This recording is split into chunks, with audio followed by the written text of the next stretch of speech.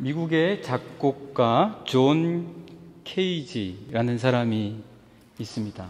이 존 케이지가 우연성의 음악을 시도한 사람이라고 합니다. 제가 이분이 누구인지를 정확하게 잘 알지는 못하지만 이분이 그래도 유명한 것 같아요. 우연성의 음악을 시도했다라고 합니다. 이 우연성의 음악이 뭐냐? 의도하지 않은 음악을 듣도록 하는 거예요. 의도하지 않은 음악을 듣도록 하는 건데, 그래서 이분의 대표적인 작품 중에 하나가 뭐냐면 4분 33초. 작품의 제목 이름이 4분 33초입니다. 그러니까 이제 4분 33초 동안 연주가 되는 거예요. 그런데 연주가 아주 독특해요. 4분 33초 동안 연주가 되는데 아마 우리 반주자 자매님은 아실지도 모르겠어요. 4분 33초 동안 3악장으로 이루어졌는데 처음에 연주가 시작되면 피아노 뚜껑을 열고 연주자가 악보만 바라보는 거예요.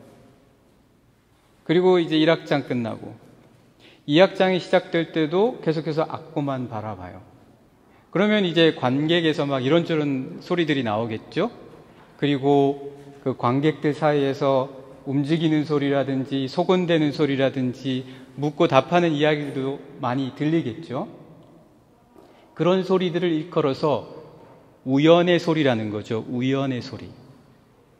그래서 연주자가 의도하지 않은 관객에서 들려오는, 심지어 관객들 자신도 인식하지 못하고 느끼지 못하는 소리들을 듣게 하겠다라는 거죠. 존 케이지가. 그러면서 이제 마치면, 음악이 3악장이 끝나서 마치면 어떻게 아냐? 연주자가 피아노 뚜껑을 닫아서 이제 연주가 끝났구나 하고 알게 된다라는 거예요. 그 작품의 기간이 4분 30초. 그래서 이 연주곡의 제목을 4분 30초라고 했다고 합니다. 우연의 소리에 대해서 들려주는 거죠. 그런데 이분이 아주 독특해서요. 하버드대에 있는 소리 안 나게 하는 무향실, 소리가 안 나는 거예요. 소리가 사운드 프루프죠. 소리가 안 나는 방에 들어가서 그곳에서 있다가 보면서 그가 느낀 게 뭐냐면 여기도 소리가 있다라는 걸 느꼈다는 거예요. 그곳에서 소리가 뭔가 의도한 바는 있었겠죠. 그런데 그곳에 가서 있을 때 역시 소리를 꽉꽉 막아놨어도 그 벽에 있는 유리섬유 사이를 통과하는 무언가의 소리들이 귀로 듣는 것이 어렵다면 뭔가 느낌으로까지 와닿는다라는 거예요. 적막한데 뭔가가 느껴진다라는 거죠. 그래서 그가 느낀 게 여기 없는 게 아니구나. 있다라는 거예요. 뭔가 소리가 있어요. 근데 우리는 무향실이니까 없다라고 생각하고 자연스럽게 그냥 없는 것처럼 살아가요. 그런데 그가 그곳에서 가만히 있다 보니까 뭔가가 들리고 느껴지더라는 거죠. 뿐만 아니라 참 이분이 독특한데요. 이분이 이제 음악이라든지 이런 것을 통해서 어디까지 표현을 하려고 했냐면 혈관이 뛰는 소리, 그리고 신경이 반응하는 소리, 이런 소리까지 다 표현을 하려고 했다라고 합니다. 그러면서 그분이 강조한 게 뭐냐면 적막한 곳, 그곳에서조차도 무언가가 있다라는 거예요. 또 소음이 있는 곳에서도 소음이 아닌 게 있다라는 거예요. 자, 무엇이 없는 것 같지만 있다라는 거죠. 이 존 케이지의 생각을 한번 저희들 깊이 생각해 보면서 오늘 본문의 말씀을 한번 연결해서 제가 여러분들하고 나눠보고 싶습니다. 첫 번째로 이 존 케이지가 없는 것 같지만 있다라고 얘기했잖아요. 오늘 말씀의 배경은 어떻게 되는 거냐면요. 이스라엘에게 있어서 굉장히 중요한 게 있어요. 이스라엘 예배에 있어서 없어서는 안 되는 게 있습니다. 그게 뭐냐면 법궤예요. 법궤. 법궤가 없으면 이스라엘의 예배가 되지 않았죠. 회막 가운데 지성소에 모셔놓은 법궤. 그런데 이 법궤를 이스라엘 사람들이 전쟁에 나가서 엘리의 두 아들이죠. 법궤를 지켰던 사람, 홈리와 비느하스.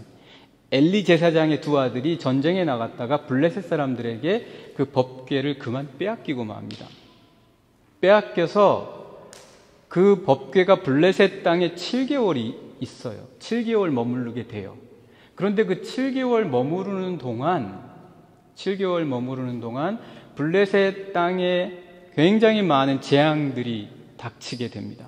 사람들에게 병이 생기고, 그리고 그 법궤가 가는 곳, 법궤를 그들이 자기들의 다곤 신전 옆에 이제 두었어요. 그런데 항상 그 다음 날이 돼 보면 다곤 신전의 상이 쓰러져 있고 엎드려져 있고 잘려져 있고 이런 일들이 한 곳에서만 있는 게 아니라 옮겨 다니는 곳마다 계속해서 벌어지는 거예요. 이제 그런 상황에서 이 블레셋 사람들이 궁금했던 거예요. 이게 우연이냐 아니면 그들의 신 여호와가 뜻하신 거냐, 이게 궁금한 거예요. 그래서 그들이 생각을 합니다. 그들이 생각을 하는데 이거를 소에 태워서 그리고 이 소가 어디로 가는지 한번 보자라고 하는 거예요. 그래서 그 상황이 오늘 이 본문의 말씀인데, 이 본문의 말씀에서 어떤 상황으로 어떤 조건으로 이 소를 다시 법궤를 실어서 보내는지를 한번 저희가 볼 텐데요. 7절과 8절 말씀 제가 한번 보겠습니다. 여러분들도 같이 한번 보시고요. 7절, 그러므로 새 수레를 하나 만들고 멍에를 메어보지 아니한 젖나는 소 2마리를 끌어다가 소에 수레를 메우고 그 송아지들은 떼어 집으로 돌려보내고, 어떤 조건들인지 좀 짐작이 가시죠? 그리고 8절, 여호와의 궤를 가져다가 수레에 싣고 속건제로 드릴 금으로 만든 물건들은 상자에 담아 궤 곁에 두고 그것을 보내어 가게 하자. 이렇게 이제 마음을 먹은 거예요. 그렇게 마음을 먹고 그렇게 하게 됩니다. 그러면서 9절에서는 어떻게 이야기하냐면 9절입니다. 보고 있다가 만일 궤가 그러니까 여기서 궤는 법궤죠. 법궤를 실은 수레를 말하는 거겠죠. 만일 궤가 그 본 지역길로 올라가서, 그 본 지역길은 어딜까요? 그 본 지역길은 원래 법궤가 속했던 이스라엘 땅을 말하는 거예요. 그러니까 어디선가 그들이 정한 곳에서 보내는 거예요. 이 수레를. 보내는데 분명히 방향을 정해놓고 보내지는 않았겠죠. 그렇죠? 그렇게 보냈는데 만약 이 수레가 그럼에도 불구하고 그 본 지역, 원래 이 법궤가 속했던 이스라엘 지역, 특별히 그들이 있었던 에그론 지역에 가까웠던 벳세메스 쪽으로 가면, 그러면 그 다음 계속해서 9절 말씀 제가 보겠습니다. 보고 있다가 만일 그가 그 본 지역 길로 올라가서 벳세메스로 가면 이 큰 재앙은 그가 우리에게 내린 것이요, 이스라엘 땅으로 가면요, 그렇지 아니하면 우리를 친 것이 그의 손이 아니요 우연히 당한 것인 줄 알리라 하니라. 이렇게 그들이 이게 지금 우리에게 벌어지는 일이 우연이냐 아니면 하나님의 손이 하신 것이냐, 그것에 대해서 질문을 갖고 알아보려고 합니다. 그래서 9절의 말씀 시작이 어떻게 되죠? 보고 있다가. 이 보고 있다가라는 말씀은 공동 번역에서는 이렇게 번역이 돼요. 잘 보십시오. 잘 보십시오. 사랑하는 영락의 성도 여러분, 이 블레셋 사람이 정말 다곤신을 믿고 하나님을 알지 못하는 사람들이라 할지라도 이 부분만큼은 지혜로웠던 것 같아요. 이 부분만큼은 그들도 잘했어요. 뭐죠? 잘 보는 거예요. 이게 우연인지 하나님의 손이 하신 것인지. 여러분들의 삶에서도요, 이게 정말 하나님이 하신 것인지 우연인지 여러분들이 분별하실 수 있어야지 돼요. 그들은 좀 뭔가 달랐어요. 첫째, 일관성이 있어요. 벌어지는 일들이 일관성이 있다라는 거예요. 자기에게 벌어지는 일이 일관성이 있어요. 우연인 것 같은데.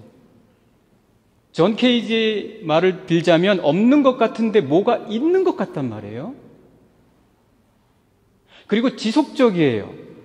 그들에게 벌어지는 일이 한 번으로 끝나지 않아요. 계속 지속적이에요. 그리고 그게 연결이 돼요. 연속성이 있어요. 정말 영적으로 둔감하면 모르죠. 영적으로 민감하지 않으면 이게 뭔 일인지 그냥 지나쳐요. 우연이야. 그냥 벌어진 거지. 뭐 신경 쓰지 말자. 자기의 마음을 스스로 그렇게 위로하는 거예요. 그런데 이게 지속적으로 반복적으로 뭔가가 일관성을 갖고 이 일들이 서로 연결이 되어 있다면 이제 막 궁금해지기 시작하는 거예요. 이 블레셋 사람들도 그렇게 되기 시작하는 거예요. 그러면서 이렇게 자신들이 알아보려고 하는 거죠. 사랑하는 영락의 성도 여러분, 이 근원을 알고 있는 사람, 우리에게 근원은요 하나예요. 딱 하나. 제가 2월 한 달 동안 여러분들에게 계속 말씀드리는 것은 다른 거 아니에요. 우리에게 있어서의 근원은 그리스도 예수. 주님이세요. 주님이 주신 말씀이에요. 이 주님이 주신 이 말씀을 통해서 우리가 영을 민감하게, 우리가 스스로 깨어있게 하면 분별할 수 있다라는 거예요. 보인다라는 거예요. 이게 하나님의 뜻이다라는 것을 알게 된다라는 거예요. 이 말씀을 자꾸 나에게, 말씀으로 나를, 내 영을 깨어있게 하고 훈련시키게 한다면, 여기서요, 이 블레셋 사람들도 이렇게 얘기해요. 9절의 중반에 보시면 제가 이렇게 읽었었어요. 그렇지 아니하면 우리를 친 것이 그의 손이 아니다. 그의 손, 여기 손은 야드라는 히브리어예요. 야드, 히브리어. 이 야드는 손만을 뜻하지 않아요. 능력이에요. 능력이란 뜻도 있어요. 그래서 성서에 나와 있을 때 하나님의 손 이런 표현이 나오면 진짜 허공에 손이 보여지고 그려졌다라는 그런 상황이 아니라 하나님의 능력을 봤다라는 거예요. 언제요? 우연으로 생각하면 안 보이죠. 우연으로 생각하면 안 보여요. 그러나 이게 무언가가 지속적이고 일관성이 있게 나에게 자꾸 이런 일이 벌어진다라고 할 때 거기서 뭘 본다는 거예요? 오늘 우리의 본문의 표현으로 보자면 주의 손을 보는 거예요. 시편 8편에 이렇게 기록되어 있어요. 시편 8편에 3절 보세요. 주의 손가락으로 만드신 주의 하늘과. 시편 기자가 언제 손가락을 받겠어요? 이 손은 야드예요. 능력을 받다라는 거예요.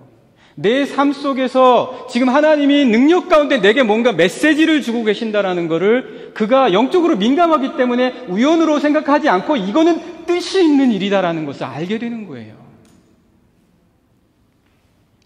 계속해서 보시면 시편 8편 6절에도 또 어떻게 되어 있냐면 주의 손가락으로 만드신 주의 하늘과, 여기도 야드예요. 주의 능력으로 만드셨다는 거예요. 내가 이 하늘과 달을 보니까 손가락이 보이는 게 아니라 주의 능력이 보인다라는 거예요. 내 삶에서 지금 이 일들을 보니까 뭐가 보인다는 거예요? 주께서 나를 위해서 말씀하고 계시는 그 능력이 보인다는 거예요. 언제요? 근원을 알고 그 근원에 나를 이어주는 그런 사람들에게 하나님께서는 주의 능력을 보이신다. 우연이 아니에요. 우리의 삶은 우연히 계속 연속적인 상황이 아니에요. 우리의 삶은 하나님의 능력 가운데 살아가는 삶입니다. 사랑하는 영락의 성도 여러분, 우리 2월 한 달 동안 근원에 대해서 말씀 계속 보고 있어요. 그리스도 예수, 그분, 우리의 근원에 되신 그분께 우리가 온전히 우리의 영을 깨우면 주의 능력을 여러분들의 삶에 벌어지는 모든 일 속에서 찾으시고 보실 줄 믿습니다. 그러한 우리 영락의 성도님들 되시기를 간절히 축복합니다. 봐야 돼요. 주의 능력을 우리 삶 속에서 고백해야 돼요. 주님이 말씀하셨습니다. 주님이 일하셨습니다. 주님이 저에게 가르쳐 주셨습니다. 이게 돼야 된다는 거예요. 자, 두 번째는 제가 이제 예레미야 35장 말씀을 잠깐 드리려고 그래요. 예레미야 35장. 예레미야 35장에는 레갑 족속의 이야기가 나와요. 이 레갑 족속의 이야기가 나오는데 예레미야 35장의 이 레갑 족속에게 예레미야를 통해서 하나님께서는 그들에게 성전에 불러서 큰 상을 하나 펼쳐놓고 거기에 앉게 해서 포도주를 마시게 하라는 거예요. 하나님이 왜 그러셨을까요? 이 포도주를 마시게 하라는 거예요. 그래서 예레미야가 그렇게 했어요. 예레미야가 그렇게 했더니 이 레갑 족속들이 어떻게 대답을 하냐면요. 예레미야 35장 6절과 7절에 나와 있는데요. 그 대답이 제가 한번 읽어드릴게요. 6절 그들이 이르되 우리는 포도주를 마시지 아니하겠노라. 레갑의 아들 우리 선조 요나답이 우리에게 명령하여 이르기를 그 선조 요나답이 있었어요. 이 레갑 족속에게. 그 선조가 이렇게 명령했다라는 거예요. 너희와 너희 자손은 영원히 포도주를 마시지 말며 7절 너희가 집도 짓지 말며 파종도 하지 말며 포도원을 소유하지도 말고 너희는 평생 동안 장막에 살아라. 그리하면 너희가 머물러 사는 땅에서 너희 생명이 길리라. 왜 선조 요나답이 왜 이렇게 얘기했을까요? 이 요나답이요 북이스라엘을 개혁했던 개혁적인 굉장히 그런 이스라엘을 다시 한번 개혁하도록 도와주었던 그런 인물이에요. 이 요나답이요. 이 요나답이 그런 인물인데 그 이스라엘의 왕을 도와서 개혁할 수 있도록이요. 왜냐하면 그 당시에 아합이라고 하는 악한 왕이 살았었어요. 아합 아시죠? 잘. 그 아합이 시돈 사람인 이세벨, 바알을 섬기는 그 이세벨을 아내로 맞아들이면서 더 분별을 못하는 거예요. 뭐가 뭔지 하나님의 뜻이 뭔지 분별을 못해요. 심지어 하나님은 여러분 잘 아시지만 하나님께서는 절대 땅을 사고 팔지 못하게 하셨어요. 팔더라도 언제 후에 다시 돌아와요? 70년 후에는 다시 돌아와야 돼요. 원래 주인에게. 절대 소유가 넘어갈 수가 없어요. 그래서 이스라엘 12지파에게 딱딱 나눠주신 땅은 그냥 그대로 그 지파에게 속하는 거예요. 누가 더 많이 가지고 누가 빼앗길 수 없어요. 그런데 이 아합이요, 이 시돈과 페니키아에서 들어온 바알 신의 토지 개념, 땅을 사고 파는 거예요. 돈만 있으면 얼마든지 가질 수 있는 거예요. 아합은 왕이니까 얼마나 많이 가질 수 있겠어요. 그래서 나봇이라고 하는 사람의 포도원을 갖고 싶은 거예요. 돈을 많이 주겠다고 하는 거죠. 근데 나봇은 하나님께서는 땅을 사고 팔라고 말씀하지 않으셨습니다. 그래서 못하겠다는 거예요. 그래서 나중에 어떻게 해요? 이세벨이 꾀를 내서 모함을 씌우고 나봇을 죽게 하죠. 그리고 그 포도원을 빼앗아 버립니다. 그 과정을 요나답이 본 거예요. 그 과정을 요나답이 봤어요. 요나답의 마음에 뭐가 들었겠어요? 이 땅이 문제다. 너희들 내 후손들은 절대 땅 갖지 말고 집 짓지 말고 장막 가운데 살아라. 그리고 포도원에서 그런 일들이 벌어졌잖아요. 포도주 절대 마시지 마라. 그런 우세에게 유언을 남기게 됩니다. 자, 그래서 포도주를 안 마신 거예요. 한번 생각해 보세요. 자기 본능을 어떻게 억누르겠어요? 자기 그 본능의 그 감정, 감성, 이 포도주 마시다가 안 마시는 사람 그거 쉽지 않아요. 그리고 뭔가 소유를 하고 싶은데 소유를 못하게 하면 굉장히 어려워요. 그런데 이들이 그걸 지켰다라는 거예요. 약 250년의 기간 동안. 어떻게 해요? 유언으로 남겨줬으니까 지키는 거예요. 그런데 오늘 말씀을 한번 보세요. 이게 레갑 족속이 그 본성을 선조의 유언을 통해서 지키잖아요. 본성을 억누르잖아요. 그렇죠? 그런 힘이 어디서 났냐? 자, 오늘 말씀 본문 10절을 한번 보겠습니다. 그 사람들이 블레셋 사람들이죠. 그같이 하여 젖나는 소 둘을 끌어다가, 자, 젖난다라는 거는 뭐예요? 얘는 지금 엄마 소예요. 엄마 소. 송아지가 있는 거예요. 그러니까 이 소도요, 감성이 있어요. 아주 기초적인 지능도 있고요. 그러니까 자기 새끼에 대한 뭐가 있겠어요? 모성애가 있어요. 소들도. 강아지들도 있고 웬만한 짐승들은 다 있잖아요. 이 소가 젖났다라는 거예요. 한창 젖을 물릴 소였다라는 거예요. 그런데 그 소 둘을 끌어다가 수레를 메우고, 아까 멍에 메어보지 않았다 그랬잖아요. 한 번도 이렇게 수레를 끌어본 적이 없었던 거예요. 그리고 나서 어떻게 해요? 송아지들은 집에 가둔다. 여기 집은 우리죠. 소우리. 송아지 우리. 송아지 우리에다가 뒀어요. 그러면 지금 어떻게 되는 거예요? 둘이 떨어지는 거잖아요. 둘이 떨어지면 이 소들이 어떻게 하겠어요? 소 끄는 사람, 소 모는 사람이 있으면 몰라도 그런 사람이 없으면 이 소들은 당연히 다시 어디로 와야 돼요? 송아지들이 있는 소 우리로 와야지 돼요. 그렇죠? 이 본능, 이 자신들의 욕구, 아까 그 레갑 족속 이야기 기억나시죠? 그래서 11절에 계속 보시면 여호와의 궤와 및 금쥐와 그들의 독종의 형상을 담은 상자를 수레 위에 실으니, 그리고 또 자신들이 이게 우연인지 아닌지 알기 위해서 여러 가지 재물을 또 거기다가 금으로 만들어서 놓았어요. 그리고 12절 암소가 벳세메스 길로 바로 행하여 대로로 가며, 이게 송아지들이 있는 곳으로 안 갔다라는 거예요. 이 모성애를 어떻게 이겨낼 수 있었을까요? 이 지금 자기들이 가는 게 아니에요.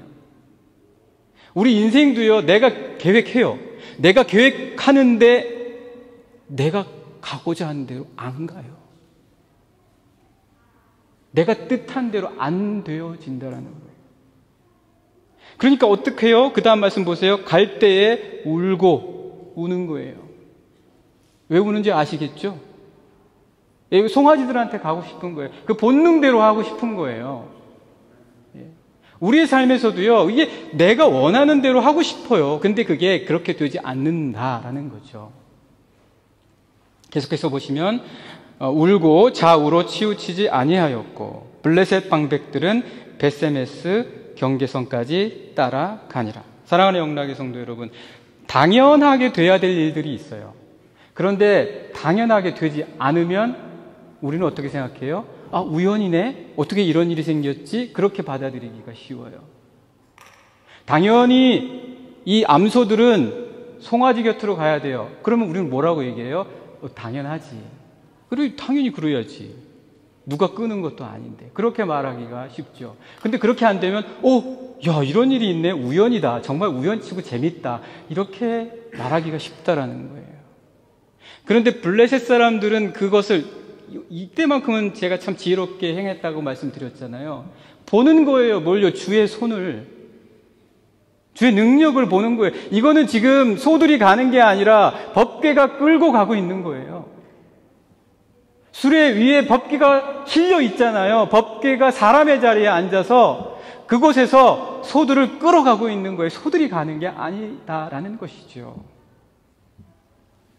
사랑하는 영락의 성도 여러분, 우리가 근원을 알자라고 계속해서 말씀드립니다. 우리가 그리스도 예수를 알 때 우리 본능이, 그리고 우리의 감정이 원하고 뜻해서 이것대로 하고 싶을 때가 있어요. 그걸 못 이겨요.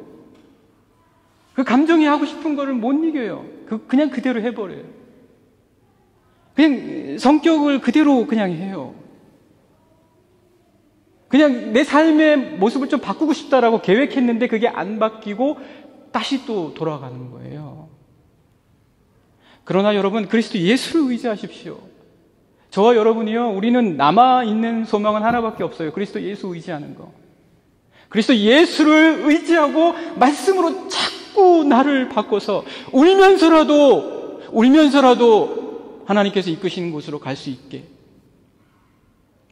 오늘 우리에게 주어진 삶, 본능대로, 감정대로, 내 성격대로 하면요, 나와 함께하는 사람들, 오늘 이 땅 사회가 얼마나 아파하겠어요. 하나님께서 우리에게 이끄시는 대로 갈 수 있도록, 사랑하는 영락의 성도 여러분, 우리 근원을 든든히 붙잡으시는 우리 영락의 모든 성도님들이 되시기를 간절히 축복합니다. 마지막으로 세 번째 말씀드리겠습니다. 제가요, 초등학교 때에 프로야구가 딱 시작을 했어요. 초등학교 때요. 그러니까 완전히 초등학교 때 프로야구가 붐이었었어요. 막 MBC 청룡, 삼성 라이온즈, 이런 팀들이 막, 해태 타이거즈, 이런 팀들. 지금은 어떤 팀이 있는지 모르겠어요. 근데 그런 팀들이 막 새롭게 막 이제 나타났어요. 그래서 막 아이들 사이에 붐이 일었었어요. 뭐냐면, 야구 배트 사는 거하고 야구 글러브 사는 게 막 붐이었었어요. 제가 다녔던 교회에서도 아이들끼리 막 팀을 짜서 막 야구 경기 했었어요.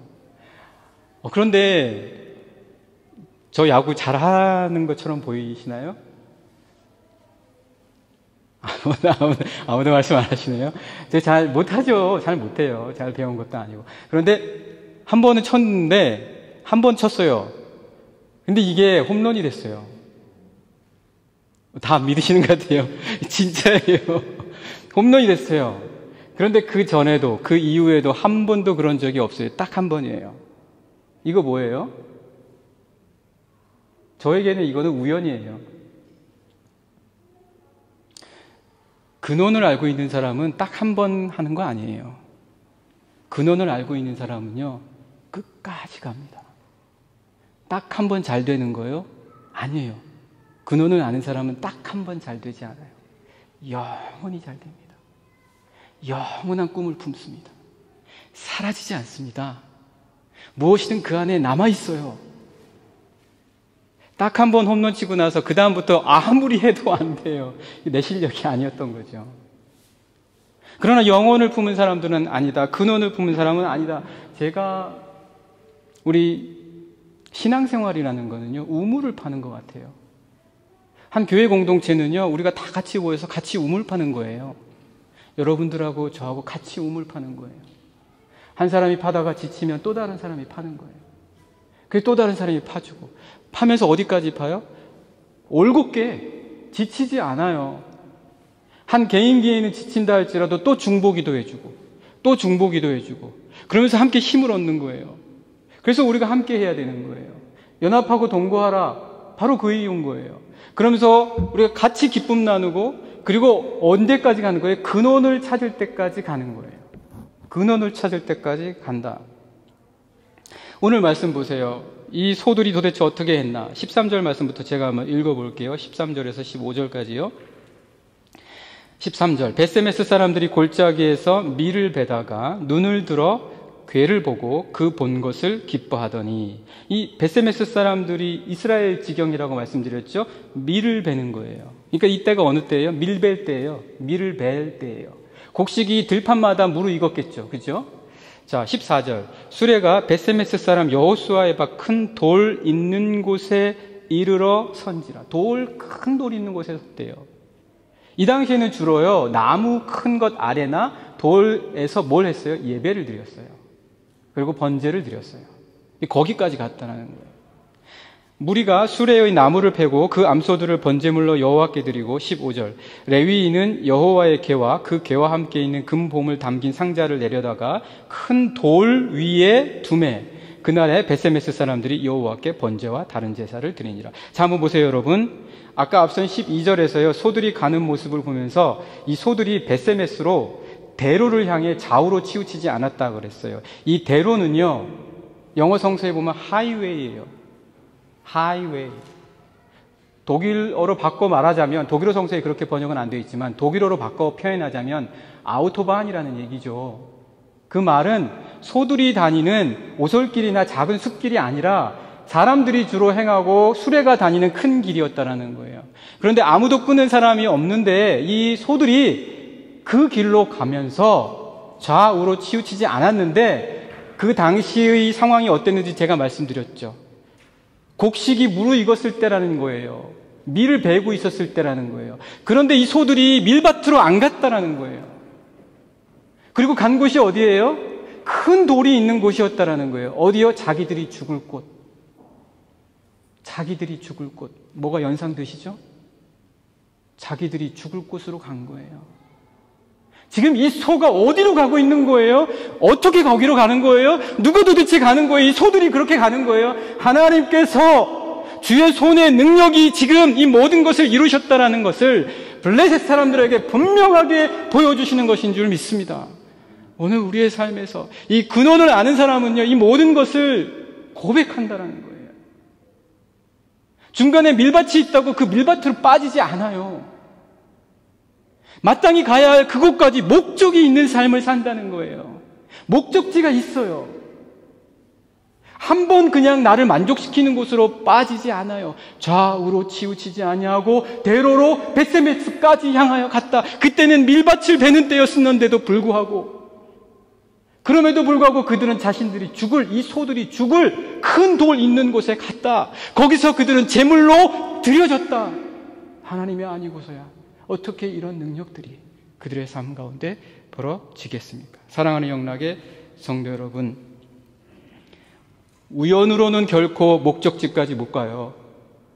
맨날 우연만 생각하면 절대 우리가 생각하는 목적지까지 못 가요. 하나님이 인도해 주시기를 기도하십시오.